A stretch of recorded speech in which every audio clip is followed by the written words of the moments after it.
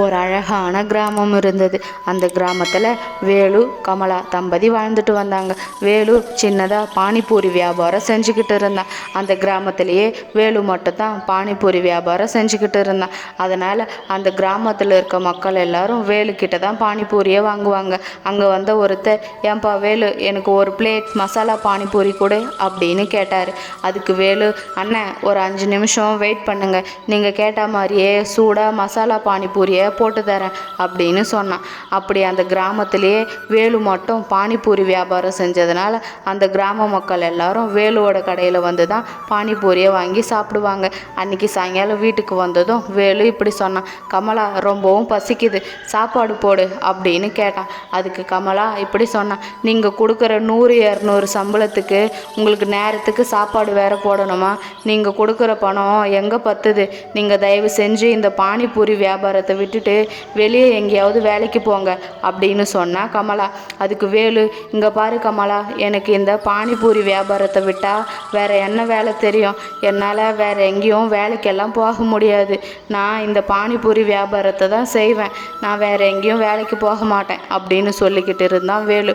அன்னைக்கு நைட்டு தூங்குறப்ப கமலா இப்படி சொன்னான், இங்கே பாருங்க, நீங்கள் கொடுக்குற 100-200 வச்சு குடும்ப செலவெல்லாம் பார்த்துக்க முடியாது.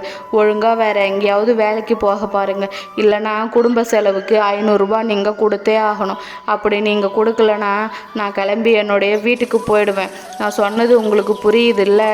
வேற எங்கேயாச்சும் வேலையை தேடி பாருங்க அப்படின்னு சொன்னான். மறுநாள் காலையில் வேலு கமலா கிட்டே இப்படி சொன்னான், கமலா, நான் வேற எங்கேயாவது வேலை கிடைக்குதான்னு தேடி பார்க்குறேன் அப்படின்னு சொல்லிட்டு என்ன பண்ணுறதுன்னு தெரியாமல் குழப்பத்தோடவே நடந்து தன்னுடைய கடைக்கு வந்தான் வேலு. அங்கே வந்தவன் இப்படி சொல்லிக்கிட்டு இருந்தான், இவ வேற என்ன வேற வேலைக்கு போக சொல்லுறா, இந்த பானிபூரி தொழிலை விட்டால் எனக்கு வேற என்ன தெரியும், இதுலேயும் லாபம் அவ்வளோவா வரமாட்டேன்னுது, நான் என்ன தான் பண்ணுறது அப்படின்னு புலம்பிக்கிட்டு இருந்தான். அப்போ வேலுவோடைய நண்பனான ராம் நடந்து வேலுவோட கடைக்கு வந்தான். அங்கே வந்த ராம் வேலுக்கிட்ட இப்படி கேட்டான், என்னப்பா வேலு, வியாபாரம்லாம் எப்படி போகுது? நல்ல லாபம் கிடைக்குதா? சரிப்பா, எனக்கு ஒரு பிளேட் மசாலா பானிபூரி கொடு, உன் கடையில் பானிபூரி சாப்பிட்டு ரொம்ப நாள் ஆகுது. ஆமாம், நான் கேட்டதுக்கு நீ எந்த பதிலும் சொல்லவே இல்லையே அப்படின்னு சொல்லி கேட்டான். வேலு இப்படி சொன்னான், என்னப்பா ராம், எல்லாம் தெரிஞ்சுக்கிட்டே இப்படி பேசுகிற, இந்த பானிபூரி ஒரு நாளைக்கு பாதி தான் விற்க முடியுது, மீதி பாதி வீணாக போகுது, குப்பையில் தான் தூக்கி போடுறேன், எனக்கு ஒரு நாளைக்கு லாபமே கம்மியாக தான் கிடைக்குது, என்ன பண்ணுறது அப்படின்னு சொல்லிக்கிட்டு இருந்தான். அதுக்கு ராம், என்னப்பா வேலு இப்படி சொல்கிற, நீ எதுக்கு மீதி பானிபூரியை தூக்கி குப்பையில் போடுற? அடுத்த நாளே அந்த பானிபூரியை வச்சு வியாபாரம் செய், இவங்க என்ன கண்டுபிடிக்கவா போகிறாங்க?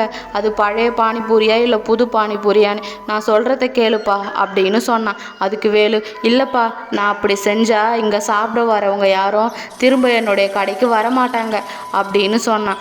அதுக்கு ராம் இப்படி சொன்னான், அதெல்லாம் ஒன்றும் இல்லைப்பா, இவங்க யாரும் கண்டுபிடிக்க மாட்டாங்க, உனக்கு அதிகமாக லாபம் கிடைக்கும், நான் சொல்கிற மாதிரி செய் அப்படின்னு சொன்னான்.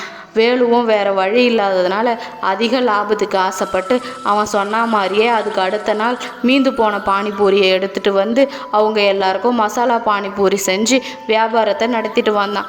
அவனுக்கும் அதிக லாபம் கிடைச்சிது. அன்னைக்கு சாயங்காலம் இப்படி யோசித்தான், பரவாயில்லையே, வழக்கத்தை விட இன்னைக்கு நமக்கு லாபம் அதிகமாக தான் கிடைச்சிருக்கு, நம்ம இவ்வளோ நாளாக இதை செய்யாமல் விட்டுட்டோமே, இப்படியே செஞ்சால் நமக்கு அதிக லாபம் கிடைக்கும் அப்படின்னு யோசித்தான். அன்னைக்கு நைட்டு இப்படி பேசிக்கிட்டு இருந்தான். நம்ம ராம் சொன்ன மாதிரியே தினமும் மீந்து போன பானிபூரியை கீழே கொட்டாமல் அது கூட கொஞ்சம் புதுசாக செஞ்ச பானிபூரியும் சேர்த்து வியாபாரத்தை செஞ்சுக்கிட்டு வந்தால் இந்த மக்கள் யாரும் கண்டுபிடிக்க மாட்டாங்க, நமக்கும் அதிக லாபம் கிடைக்கும், அந்த பணத்தை எடுத்துகிட்டு வந்து இவகிட்ட கொடுத்தா நம்மளை வேற எங்கேயும் வேலைக்கும் போக சொல்ல மாட்டான், இந்த யோசனை ரொம்ப நல்லா இருக்கு அப்படின்னு யோசித்தான். அப்பத்தில் இருந்து வேலு மீந்து போன பானிபூரியை தூக்கி போடாமல் மறுநாள் காலையில் மசாலா பானிபூரி செஞ்சு அவனுடைய வியாபாரத்தை நடத்திட்டு வந்தான். இது எதுவுமே தெரியாத அந்த ஊர் மக்கள் அவன்கிட்ட வந்து மசாலா பானிபூரியை வாங்கி சாப்பிட்டுக்கிட்டு இருந்தாங்க. ஒரு நாள் சாயங்காலம் வேலு கமலா கிட்ட நிறைய பணத்தை கொடுத்து இப்படி சொன்னான், பாத்தியா கமலா, எவ்வளோ லாபம் கிடைச்சிருக்கு அப்படின்னு. அதுக்கு கமலா, இவ்வளோ நாளாக அந்த பானிபூரி வியாபாரத்தில் இவ்வளோ லாபம் கிடைக்கலையே, இப்போ மட்டும் எங்கேருந்து வந்துச்சு வந்துச்சு இவ்வளோ லாபம் அப்படின்னு கேட்டா. அதுக்கு வேலு, இங்கே பாரு கமலா, என்னுடைய நண்பன் எனக்கு ஒரு யோசனை சொன்னான். அதனால் எனக்கு இப்போது இவ்வளோ லாபம் கிடைச்சிருக்கு. இதை விட அதிகமாகவும் லாபம் கிடைக்கும். நீ என்னை இதுக்கப்புறம் வேறு எங்கேயும் வேலைக்கு போக சொல்லாத அப்படின்னு சொன்னான். இப்படியே 2-3 மாதங்கள் போச்சு. ஒரு நாள் ராம் வேலுவோட கடையில் வந்து ஒரு பிளேட் மசாலா பானிபூரியை வாங்கி சாப்பிட்டுக்கிட்டு இருந்தான். அவன் சொன்ன யோசனை அவனுக்கு மறந்து போய் இருந்தது. மறுநாள் காலையில் ராமோடைய வீட்டுக்கு டாக்டர் வந்திருந்தார். டாக்டர் கிட்ட ராமோட மனைவி இப்படி சொன்னான், டாக்டர், இவரை செக் பண்ணி பாருங்க, இவருக்கு என்ன ஆச்சுன்னே தெரியல, நேற்று நைட்டில் இருந்து வயிற்றால போகுது அப்படின்னு சொன்னான். அதை கேட்டதும் டாக்டர் ராம் கிட்ட வந்து ராமை முழுசாக செக் பண்ணி பார்த்தாரு.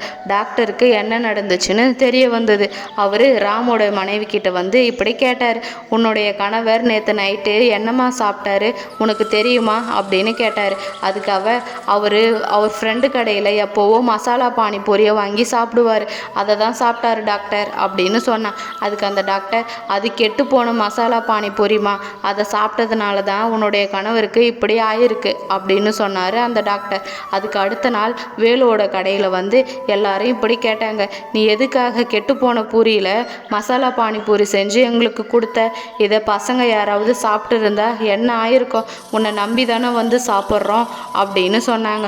அதுக்கு வேலு இப்படி சொன்னான், நான் சுத்தமாக தான் மசாலா பானிபூரியை செஞ்சு கொடுக்குறேன், நான் கெட்டு போன மசாலா பானிபூரி ஒன்றும் யாருக்கும் கொடுக்கல, நீங்கள் வேற எங்கேயோ சாப்பிட்டுட்டு என் மேலே வந்து பழிய போடுறீங்க, நான் எந்த தப்புமே செய்யலை அப்படின்னு சொன்னான் வேலு. அப்போது வேலுவோட நண்பன் ராம் இப்படி சொன்னான், நண்பா, இவங்க எல்லாருக்கும் எல்லா விஷயமும் தெரிஞ்சிடுச்சு, நானும் உன் கடையில் தானே மசாலா பானிபூரியை வாங்கி சாப்பிட்டேன், டாக்டர் செக் பண்ணி சொன்னார் அது கெட்டு போன மசாலா பானிபூரின்னு, நீ உங்ககிட்ட செஞ்ச தப்பு ஒத்துக்கோ, இதுக்கப்புறமா எப்போவும் இப்படி பண்ணாதப்பா, நானும் உனக்கு தப்பான யோசனை கொடுத்துட்டேன், நீ உங்ககிட்ட மன்னிப்பு கேளு அப்படின்னு சொன்னான். வேலுவும் அங்கிருந்த எல்லார்கிட்டையும் செஞ்ச தப்பை சொல்லி மன்னிப்பு கேட்டான். நீங்கள் எல்லாரும் என்ன மன்னிச்சிடுங்க அப்படின்னு சொன்னான் வேலு.